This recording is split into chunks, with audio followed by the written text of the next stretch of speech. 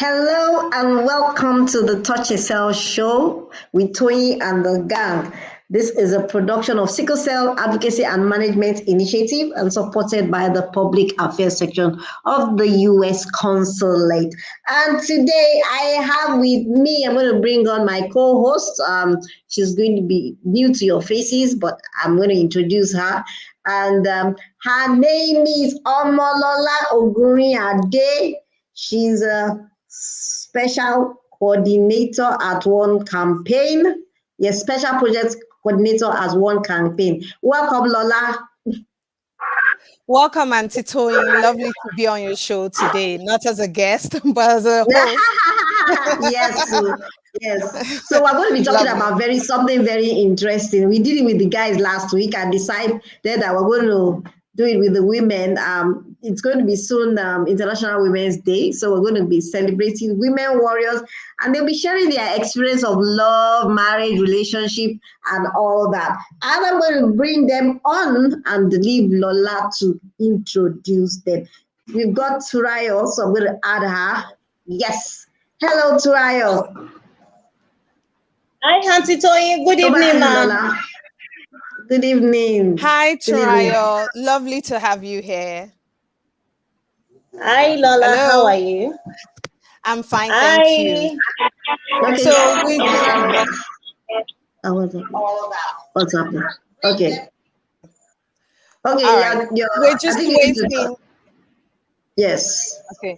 We're just waiting for Hadassah Heights, but in the meantime, I'm just going to introduce Tunrayo.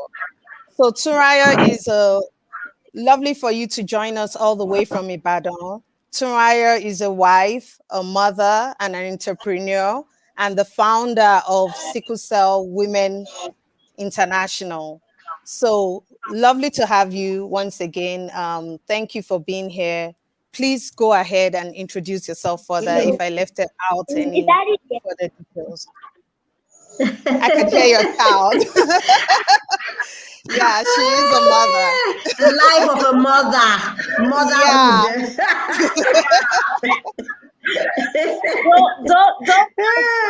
Don't mind that boy is always bumping into mommy.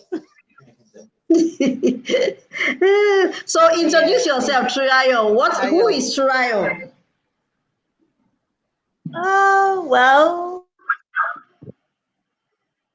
who is Tunrayo? Tunrayo is a regular girl next door, a small girl with a big girl, just like Auntie Toyin will say, Jesus baby. So I'll say a small girl with a big God. And I'm the visionary of Swings Foundation, which is Sickle Women International Foundation. And growing up is fun and boring at the same time. I'm born into a polygamous family, and we have 3 warriors. And the special grace of God, I'm the only standing warrior that is left.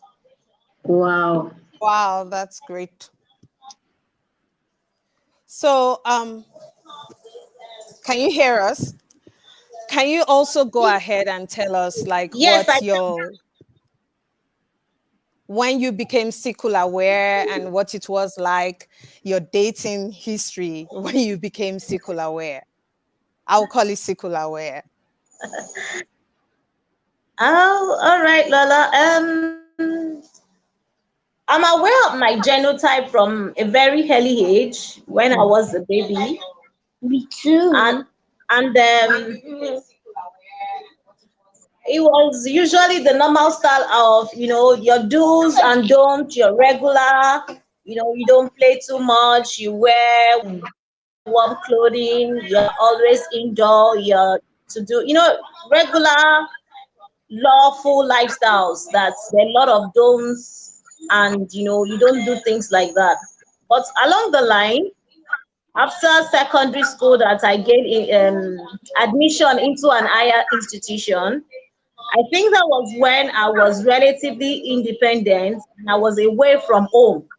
And that was when I began to live life all by myself.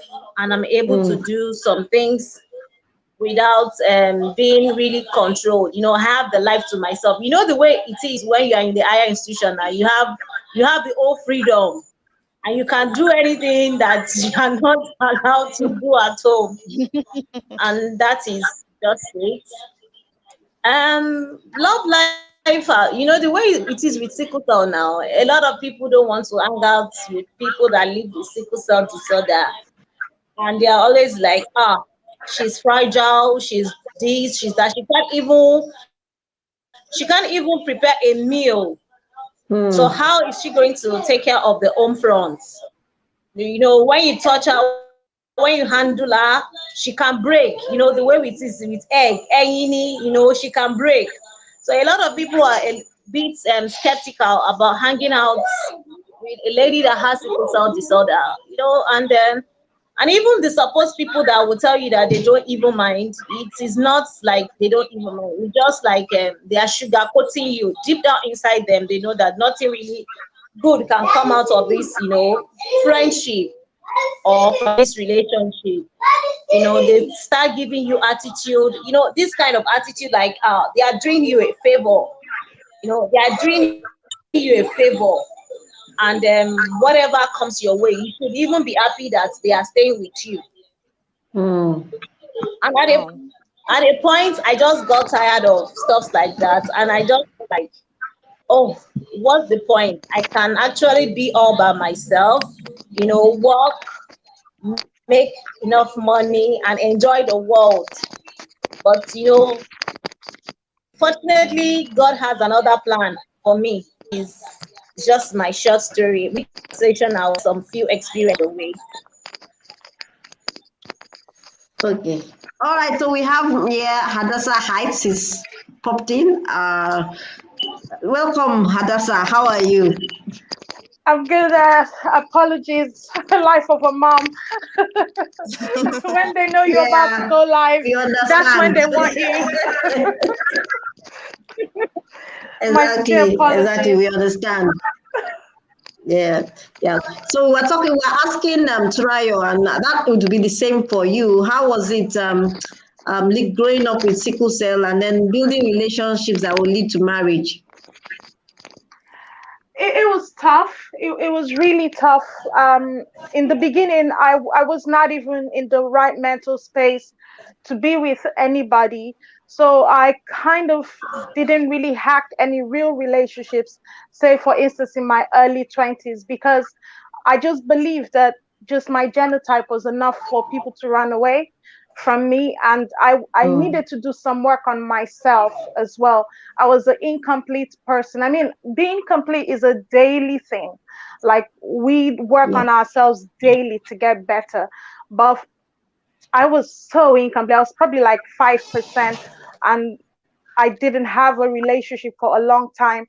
And then when I finally had a relationship, it was abusive, and I actually stayed in an abusive relationship for 6 years. Wow. Because I just thought, that's it. I because I didn't love myself enough to have the confidence to say, you know what, I'm a complete person. I can do this. I can be somebody's partner, somebody that I actually want. So I stayed, and it was when I had the confidence to leave. I completely blanked out of relationships, just working on myself, getting better. And then I met the person that I'm with now, who's the person I have my baby. We're not married yet, but that's the person I've been with now. Yeah. So in that, let me come in that abuse, because I find that especially as women, we sometimes, because of, I don't know whether that was your situation, because you're talking about the abusive relationship. Was the situation that he was abusive because of your condition, or he was just generally abusive? I think he was definitely abusive because he saw that I didn't love myself enough. I believe that if you don't, we teach people how to treat us. So, you, whatever you get back is a mirror of what you really believe about yourself. And if you're unlucky enough to meet somebody who's not whole themselves, who hasn't done the work necessary on themselves to know how to love somebody beyond genotype, beyond all of that, whether they, you tick a big box with the fact that they're AA, but everything else is not, is incomplete. And if you fall into someone like that, you will experience what I experienced. Because there are people like, that's another thing. Because when we have our genotype, we're so carried away with, I have to be with somebody that's AA. So when you tick that big AA box, what about everything else? Remember, we don't live with somebody's genotype. We live with them. So you need to think about, AA is a great box. It has to be ticked. But the person themselves, who are they? Are they whole enough to be with somebody else? Are they whole? And I think he just saw that I didn't love myself enough. He saw that I was just, just not interested in even being better, in even seeking better. And then I got, I got abused, basically, because even I didn't know my own purpose. I didn't know what I was doing. I just didn't. Thanks so much, Hadassah. Thank you so much for joining us all the way from the UK. It's always refreshing to hear your story. Like for me that I've had your story before, I mean, it's always refreshing. And I think there's a lot to learn from it generally, but I would want to take you like a few steps to how your first dating experience was like when you became sickle aware and how it was for you. Exactly. You mentioned that you were abused. Was that your first relationship as a warrior and in your 20s? Uh, that, in terms of dating, that was not my first like going out with somebody, but that was my Right. first real relationship that I actually stayed with someone, that I actually took it a step further. I had a few like met a lot of people before him, but I always had this thing in the back of my mind that I had sickle cell anemia and they won't want me. So what? And he always sometimes used it to be like their friends or their siblings. They always say odd things like, "Oh, she's a sickler, she's a sickler." Almost like it was like a death sentence, and I was a no dating zone. So I had all of that, but in terms of relationship, that was the first person that I actually really tried a relationship with properly. Okay. Thank you. I don't know about you, Tunrayo. Did you have a similar experience when you started dating? Yeah. Uh, I would, yeah, I would like to add a few things to what Adash has just said. When she was talking about in an abusive relationship, I think we, because we are streamlined to AA genotype. So anytime we seems to come across AA genotype, we are always, I have to stay here, whatever is coming out of it. Either the guy is treating you nicely or not, you just want to stay because of the genotype. And that is what actually leads me to get married to my partner at the moment. Because at a point, I just feel like, what's so special about the AA genotype? Because there's more to marriage compatibility than genotype. You have to look at the person's personality. Is he agreeing with your dreams, with your person? Is it true to you? Is it loyal? Is it sincere? Is it allowing you to be your true self? Those things has to come into play before you can even start off, being a partner with anybody. But because of this genotype issue, we are always streamlined to looking for a AA genotype. And because of that, majority of the AA guys tends to feel like a small god, and they begin to do, hmm. that was really what got me off. So that was really what got me Uh-oh. off. And I just decided that at this point in my life, let me face my career and business, and start making money. Whatever will be, until I met my partner at the moment, and it was initially, I'm always afraid of disclosing my genotype to, intending partner, because at the moment they hear that word SS, they just run. And in this particular situation, it was the one that told me that, he knows my genotype, that there's nothing to hide about it.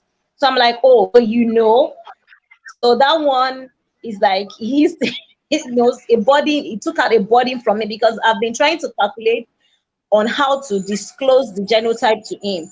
So in this case, it was the one that told me that, oh, I know your genotype and I'm comfortable with it. So that takes us to the next step. What is your own genotype? You understand? So he was unfortunately, he was so sure that he was AA. He was so sure, he was so confident. It was like, oh, everybody in my family, we are AA. And I'm like, I'm not going to take that. Let's go to a lab and do a confirmation test. But unfortunately, when the result came out, we have, a conflicting result. Some came out as AA and some came out as AS. And I was like, Wow. AS, I don't want to take that risk. And then we tried severally, going different ways. But I think it's just divine. We keep coming back together until we sit down and discuss about it. That was the way forward. And it was even like, what's this big deal about this AA genotype thing? It's not as if the getting married to AA is going to change your own genotype to AS. It's just because of our children, or of the kids we are planning to have in the future. I think there must be a solution to this thing.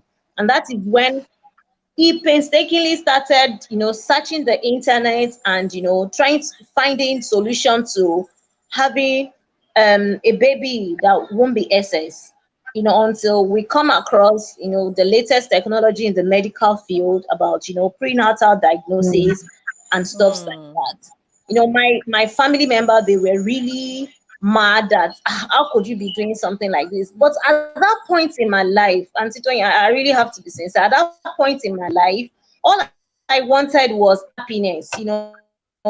I've lived all my life with rules and guidelines as somebody living with sickle cell. You don't do this, you do this, you don't do that, you do that. We are always guided by rules. It's like we are in a cage, we can't do a lot of things. So at this point in time, I just feel like, for once I want to live. For once I want to be happy. So for once I want to be responsible for my decision, with or without having children. You understand? Okay. And Thank you. Thank you, the man Tunrayo. in court, like, he could be bad.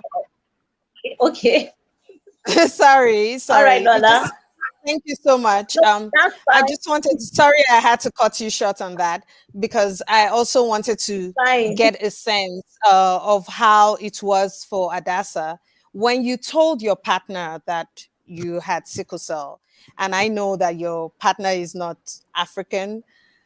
Did he just feel that, oh my God, I need to run away from this lady? Or he was understanding, or did he go and read about it? What was your experience like? He definitely went to read about it first, because I told him, because the first reason I told him was, he didn't have children yet. He's a bit older than me. And I thought it was better to be honest with him that it's possible we may not have children. Because I'd always grown up with the thing of, I may not be able to have kids, because my mom always drummed it in my head that, you know what, stay away from pregnancy. It's too stressful for your body and things like that.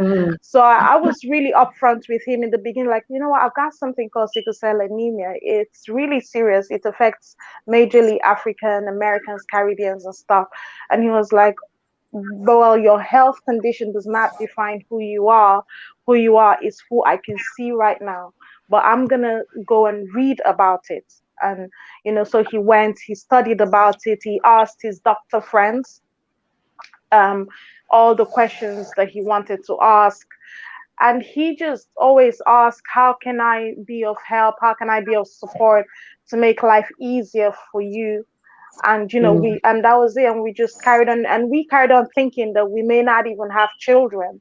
So it was really like just the biggest blessing and miracle and surprise when I got pregnant. So it's really been a completely different experience. And I think that there's even African men that are like that are just looking for, they want you, not your genotype. And your genotype is just part of who you are. It's not all of who you are. And it would be lovely. This is why, platforms like this that Auntie Toyin has brought together is very important. Because for me, when I was like growing up in my teenage years and my early 20s, if we had platforms like this where people going through sickle cell anemia came on shows like this and I was able to hear them, I probably would have the confidence to be myself a lot quicker. I mean, it's taken me so long to get to where I am today. I'm well into my 30s now, and it's really taking so long to do the simplest task of just waking up and loving who I see in the mirror, because I just was, drummed in my subconscious that I shouldn't, that I'm just, just that person that's a problem, and there's nothing really good about me. It's just problem, problem, problem. And so I really, really love this kind of platform, because there's somebody watching us now who would not go through abuse because they're on this show tonight. And I think it's important that we understand there are men out there, not only non-Africans, African men that are really good people. You just have to believe that, be confident enough in yourself, and you will attract such a person, because in the end, we attract, who we are on the inside, who we see ourselves are as on the inside. And I really believe that there's a lot of people, they don't need to go through unnecessary pain, unnecessary abuse. You don't need to settle, because that's another thing in the sickle cell community. You find the you find the AA genotype, and then you settle for everything else. Why do we have to do that? There are people showing us every day that you don't need to settle. You just need to believe in who you are, and everything else will fall into place. You will find the person most likely when you're no longer looking. Because for me, when I broke up with my ex, I just went to the point of self-development. Like, I just want to personally develop. I want to grow. I want to focus on my work. Like, she rightly said that she just focused on making an income for herself growing up. For me, I focus on growing on the inside, spiritual development and things like that. And I just thought, if it doesn't happen, it doesn't happen. And most times the universe works when you are, when you get to a stage where you're so confident in who you are that you no longer need somebody to complete you. A lot of us, we tell ourselves, we tell ourselves, oh, the day I meet that king, that queen, I'm going to become confident, because now I have the person that completes me. But that's so wrong, because you're going to meet them and you will still not be confident. So you need to work on yourself, grow as a person, and let it go. And the universe will bring you the right person for you. And you will be even as happy or even more happy than people that don't have sickle cell anemia. Because in the end, it's really not about that. It's about who we are on the inside. And, who we are on the inside dictates what happens on the outside, even up to our physical pain. I say it a lot when I... Which brings me, Hadassah, which brings me, because you were talking about mind and all that. Both of you said one thing, that you had this issue of, oh, you can't approach somebody because you have this mental thought that, oh, I have sickle cell, and I want us to talk on that, because it's a challenge for a lot of people, because they are predetermined their lives based on what the narration, what people tell them. So how can we get people, warriors especially, to be able to, not think of themselves as the sickle cell, but as just people, because forming relationships, I see that there's this common thread of, I have sickle cell, that thing comes to you first. But how can you be you first before sickle cell, so that you can be able to form positive relationship with people? So Tunrayo, I'll go with you first. Okay, Auntie. Like I would always tell people that I think we have to come to a level where we embrace self-development and acceptance, just like she has said. When you come to a stage where you have accepted yourself, whatever the circumstance and situation is, then you develop yourself, self-development. By the time you get to a level that you are really worthy, you are really like a gem, and nobody will see a gem, something that is valuable, and will look away. When you are full of values, a lot of people won't even know that you have sickle cell. A lot of people won't even accept that you are sickle cell because they are seeing something entirely different in you, Yeah. more than the sickle cell. You are not that gene. It's part of your making, but that is not the end of you. By the time you had a lot of values to yourself, I'm sure that it would be an easy ride. It would be an easy ride. But when you just sit back and all you think about is sickle cell, I'm Mm. afraid, you probably might not be able to get out of life. Exactly. I'll just extend that question to Hadassah. In terms of when it comes from family, because a lot of times you see you're being how will I call it, streamlined to think one way because of what family thinks about you. Like you said, like Tunrayo was saying earlier, I've been told to do this, I've been told to do that. It's only when I was older, then I now decided, okay, no, this is not me. So how do we manage that growth? Because a lot of people just even she's lucky to say that she wants to change her mindset. You're lucky enough to say you want to change your mindset. But a lot of people, because of family around them that have they've been tuned to believe, okay, this is who they are, and so they cannot do anything. So how do we get parents, especially with sickle cell, for parents out there who have children with sickle cell, how do we get them to able to manage their children and make their children have a positive mindset and not look at their own illness as a challenge? I think parents need to change their mentality about what the public perception of sickle cell anemia is, the first thing.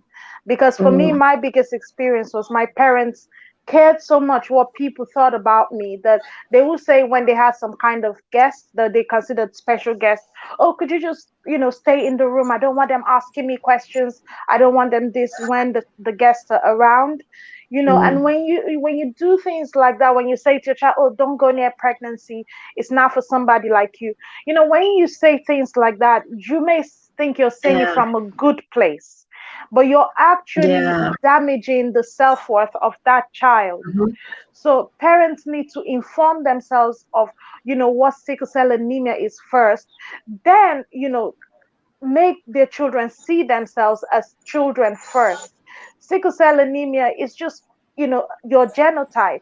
It does not limit who you are and who you can become. And it's a parent's responsibility to teach their children that. It's also the parent's responsibility to expose the children to people that have sickle cell anemia that are doing well. Get your child Mm, informed, push your child out, say, look at this person, look at that person. I see that in you. Because what we speak to our children is powerful. So parents need to stop. The first thing, the parent needs to stop pitting themselves. My child has yeah. sickle cell. You need to come out of self-pity. You need to stop looking down on yourself because one or two or more of your children have sickle cell. Then you think that you're less than other people in the community. So when the parent removes that, stigma from themselves, they can remove it from their children. And like, it Yeah. damages relationships as well, because the child needs to stay away from negativity. If I didn't move to the UK, I probably wouldn't be the person I am today, because I will still be in Mm, that mindset, that hearing it, because what yeah. you hear goes in. So you force your children to, you alienate your children from you, because you don't take certain actions that are necessary. Okay.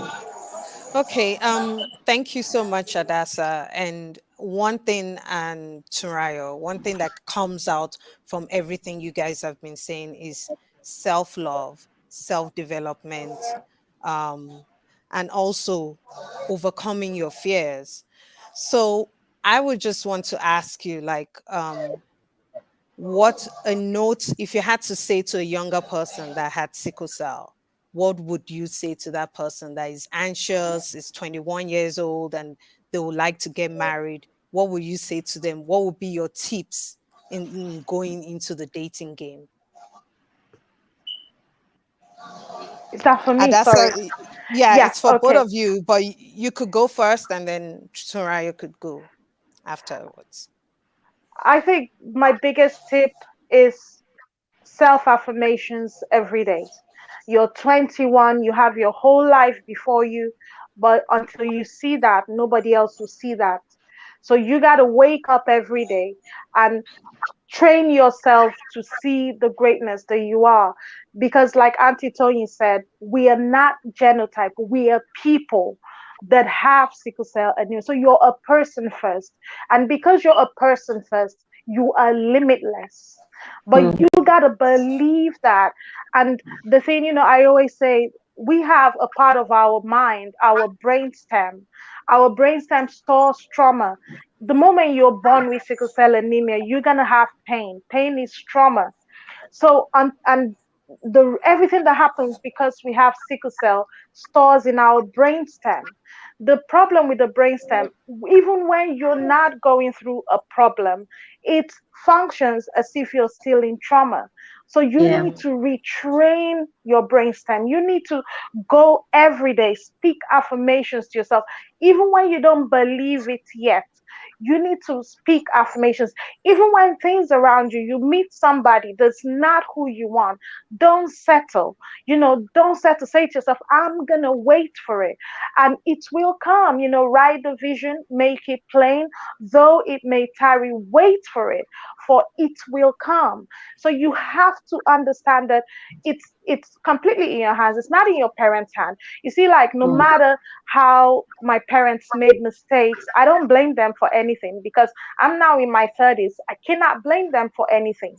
So I have to take my life in my hands. The moment you turn 21, take your life in your hands. When I was pregnant, I didn't even tell my mom, because it's not this does not mean this works for everyone, but it definitely worked for me, because I knew that my mom will over panic. She lives in another country. She's gonna fill me with negativity. It's gonna trigger things I don't want. So I kept my pregnancy quiet. It's in your hands. You literally can do whatever you want with your life. You literally can be with whoever you want with your. It's not a fantasy.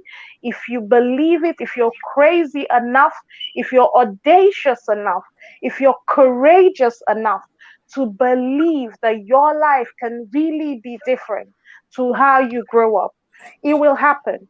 But you got to do affirmations. You got to win on the inside first. You got to win in your spirit, and then it's going to manifest in the physical.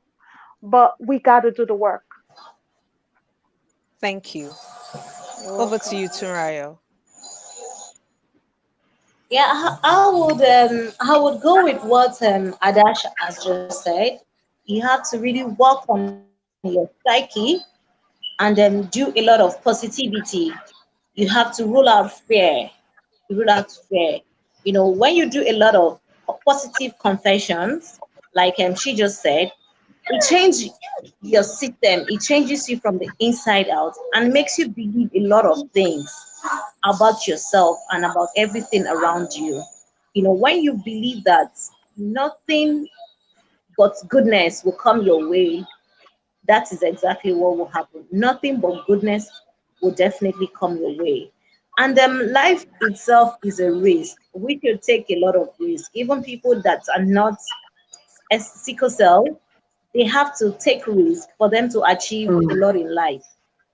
You have to take the bull by the horn and go for whatever you desire, because good things don't just come by easily or cheaply. We have to go all out and take it. I was discussing with Lola earlier today, and I was telling her that the problem is that we don't take risk enough.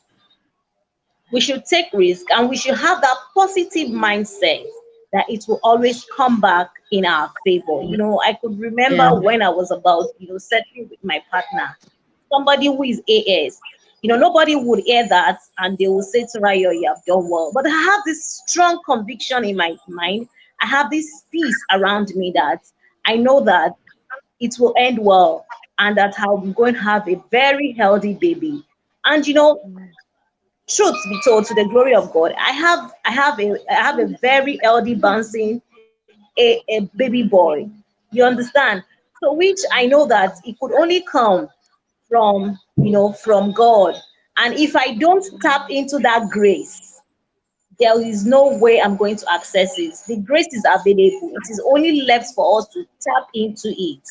So we should just go all out and be full of faith. Just get out fear from your system. Anything that is going to bring you fear, avoid it. Oh, thank Yeah. you.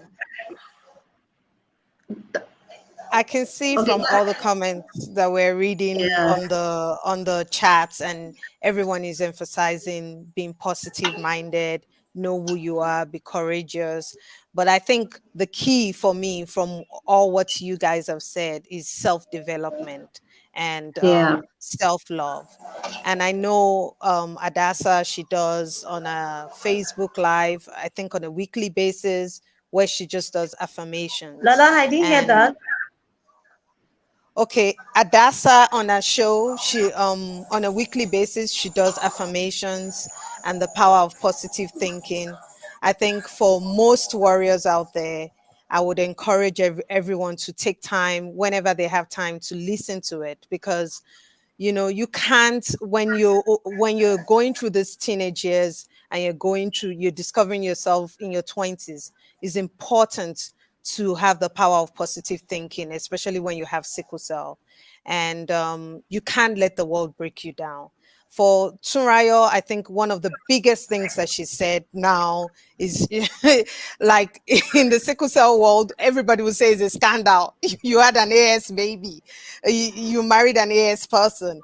Like in the sickle cell world, like they'll say, you've committed a big risk, but like you're a big risk taker, and we admire your courage. And you've said positive things, how you broke out of the, would I say you were sheltered?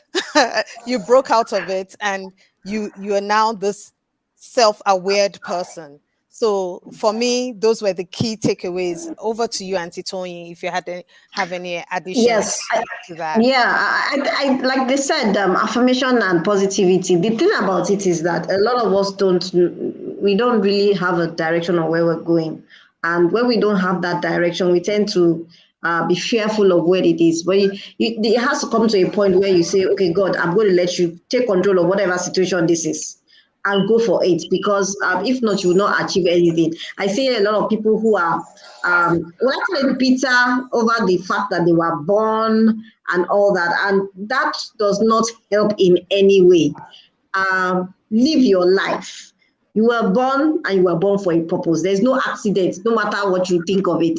There's no accident. You are born for a purpose. And you need to live your life beyond worrying of why am I with having sickle cell? Why don't I get this? Why did my parents say this? Why? No, that does not work. You have to have a positive mindset and say, okay, this is my situation right now, but I'm going to make the best of it, regardless of what state I am in. And that is the best thing you can do for your life at this moment, whether it's building a relationship, whether it's not even building a relationship.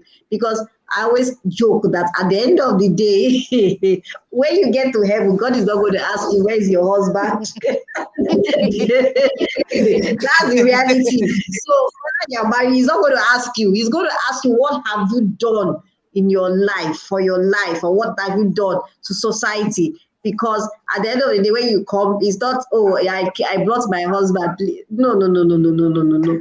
What have you done? What have you done with your life? So you're sitting in a maze, worrying, oh, I can't bear, I'm waiting for husband, I'm waiting. And then your parents are putting pressure on you. And say, okay, let me just try anybody. No, life does not work like that. It does not. Because at the end of the day, you regret it. But so once you know where you are going and what you want to achieve, you just tell them, look, this is what I'm going to do with my life. Because at the end of the day, when they pass away, you're still going to continue with your life. and that's it. I'll tell the story. That when you were talking about somebody sitting and running, telling them to go to kitchen so somewhere so that they don't see visitors. There's a lady like that who had met with the parents. Somebody was trying to tell me to encourage you. And these people, they so protected this girl. And immediately a visitor comes, she runs to the bedroom. She couldn't relate. No schooling, no nothing, don't do anything. And I told them, look, at the end of the day, God forbid that something to happen to two of you. She's so sheltered that she doesn't know what she's going to do. You make her life worse. So the reality is that forget for parents, encourage them, push them to the possible limits they can achieve. And at the end of the day, everybody has a life to live. And we all answer to God at the end of the day. Yeah, that's about it. Okay. So we will round up. We're even almost. So we'll round up. So any last words from the two of you on encouraging women, especially about relationships and just being themselves, regardless. Toyin, I'll start with you. Yeah, I would say that women generally should have a life of their own. Marriage is not the ultimate. I tell people that marriage is not the ultimate. I've seen a lot of people waiting for marriage. No. Okay, she froze. Yeah, she's frozen. Okay, she's back. I think that I've seen a lot of women wait for marriage while doing anything in life, and they end up doing nothing in life. So it's better. I would just say that live life that is purposeful. When you are busy, shaping your life, ironing your life, and being yourself, just like what Hadassah said, that is when the partner will come. You don't sit down waiting endlessly while your life is wasting away. You don't sit down and waste away like that. And another thing is that add value to yourself. Value is very key. With or without a partner, live a life that is loaded, that you can impact your world with. Thank you. Thank you. Thank you. Thank you.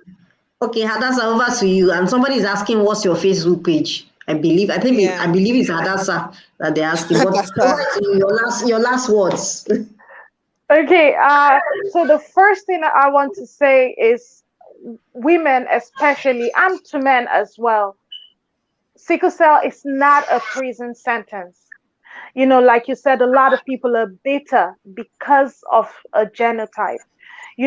Every single day, whatever you wake up with, when you wake up and you have pain and your body hurts you and you're taking those painkillers and nothing is working and you think about, why am I here? I want you to imagine that somewhere in the world, somebody else is going through worse, but they're going to convert that worse to a testimony. So it shows you just how much power we have as people. We forget that we have everything we need on our inside. Yes, God is the Almighty God, but He gives us so much power. But we always forget about that. He says, greater things you will do than I have done. But we forget our capabilities. We forget who God made us. And then we just, I'm in pain. This morning I woke up in pain. And I said to myself, you know what, my dear sickle cell anemia, you're not going to win today because I have an event to attend. You see, you have to wake up every day and tell your body how you will feel. Because if you tell yourself how you will feel, give it time, it will listen. If it does not work the first time, try it again because it's working for somebody, so it will work for you. We're not in the prison. We can dominate this. There are people that go through things that are worse than sickle cell anemia, and they come out of it, and they do so well with their lives. So we don't really have to use this as it's like a cushion, almost like, well, I could have done well with my life, but I got sickle cell. And I think a lot of us use it as a cushion. But I just want to challenge us today. It's not a cushion anymore. You are your own limit.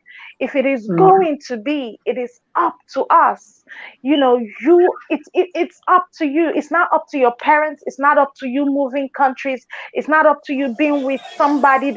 You don't have to paint a picture in your mind and say, oh, it's because she's with a non-African. I'm telling you, if it is going to be, it is up to you. Yeah. You have the power. You take your life back. Take your life back from sickle cell. Take your life back from anything else that's happened. If you're in a relationship where you're settling, to ask yourself, why am I settling? And stop caring about people's opinion, because people will have an opinion. Even if you are the best person in the world, they will still have a negative opinion.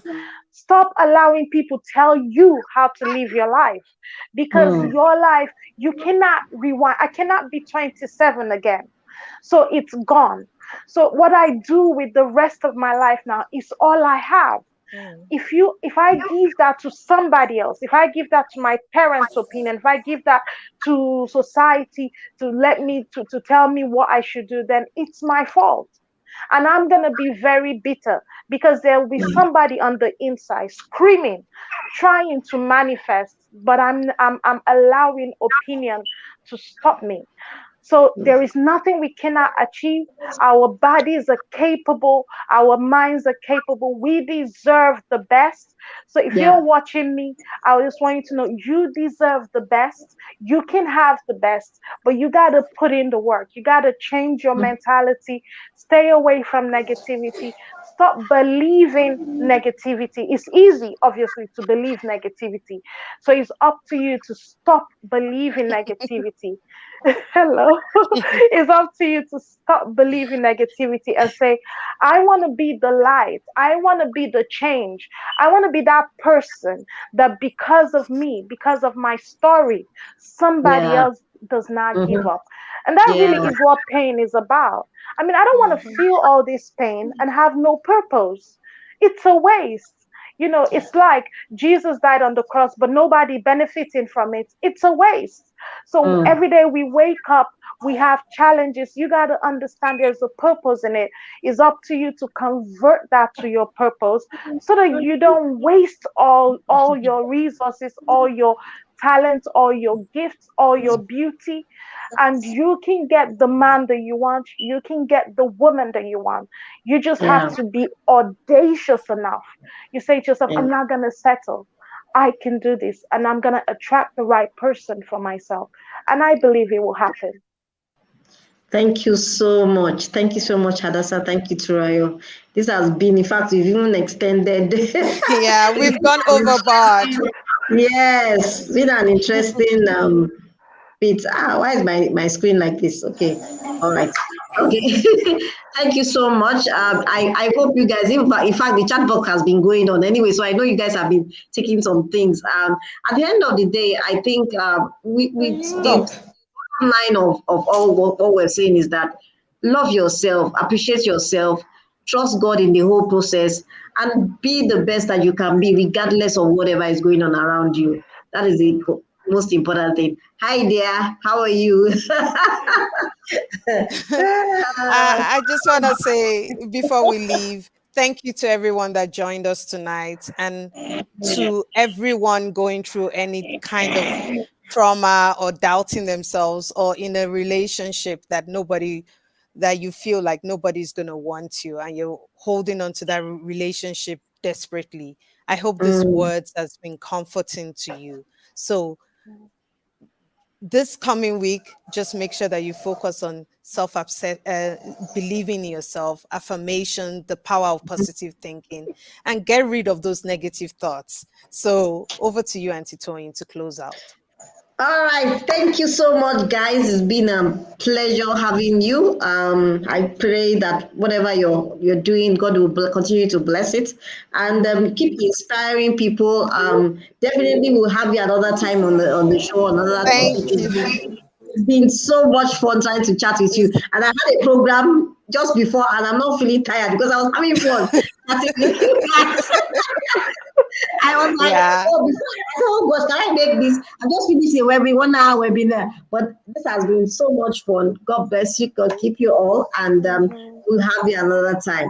So I'll remove you guys and then we'll chat with Lola.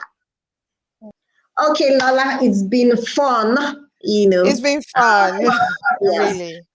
And the coming weeks, we're going to be discussing more. It's International Women's Day coming up on the 6th of March.